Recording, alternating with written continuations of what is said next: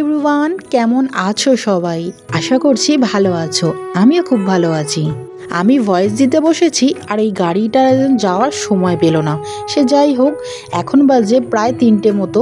কী পরিমাণে ঝড় শুরু হয়েছে দেখতেই পাচ্ছ। আমি রেডি হচ্ছি, তার কারণ আমার আছে আজকে নাচের ক্লাস। তাই আমি রেডি হয়ে চলে যাব সিঙ্গুরে। তো সেই জন্যে রেডি হয়ে নিচ্ছি।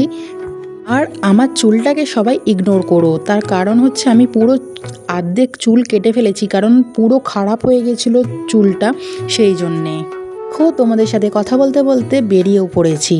আর এখানে ঝড় বৃষ্টি হওয়ার পর কেমন রোদ বেরিয়েছে খটখটে, এই জন্যই তো মানুষের শরীর খারাপ হয়, তোমরাই বলো। কারণ একবার গরম একবার ঠান্ডা করতে করতে মানুষের এমনিই শরীর খারাপ হয়ে যাবে। সে যাই হোক, দাদা আমাদেরকে অটো স্ট্যান্ড অবধি দিয়ে এলো। সেখান থেকে আমরা অটো ধরে চলে যাব সিঙ্গুরের উদ্দেশ্যে। আর সামনে দেখো কত ভিড়, পেছনের দিকেও ভিড়টা ছিল, বাট সেইভাবে নয়, সেই জন্যে ভিডিওটা করতে পেরেছি।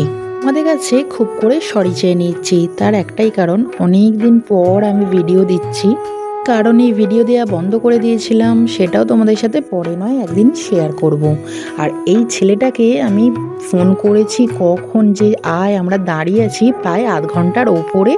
ও মানে দাঁড়িয়ে আছি, তারপরে ও এলো। আর পানিশমেন্ট হিসেবে ওকে বলেছি তুই গাড়ি চালা, আমি চালাবো না। আর যা গরম করছে, সিরিয়াসলি বলছি, যেন ভালো লাগছে না। ওই জন্য ওকেই বললাম তুই গাড়িটা চালা। আর এখানে কটা বাচ্চা বসে বসে তাস খেলছিল। আমি ভিডিও করছি দেখে ভালো করে দেখছি, আছি দাঁড়া, তোদেরও ভিডিও নিয়ে নিয়েছি, গিয়ে থানায় দেবো। এরকম করে বাচ্চাদেরকে ভয় দেখালে কে আর আমার কাছে আসবে। সে যাই হোক, আসতেই মা এখানে আম কেটে দিয়েছে। আর আমরা 3 ভাই বোন এখানে বসে এখন গল্প করছি। ওই ক্যামেরাটা ধরেছি বলে এখন কি হাসি সবার। সে যাই হোক, চলো দেখা হবে নেক্সট কোনো অন্য ব্লগে।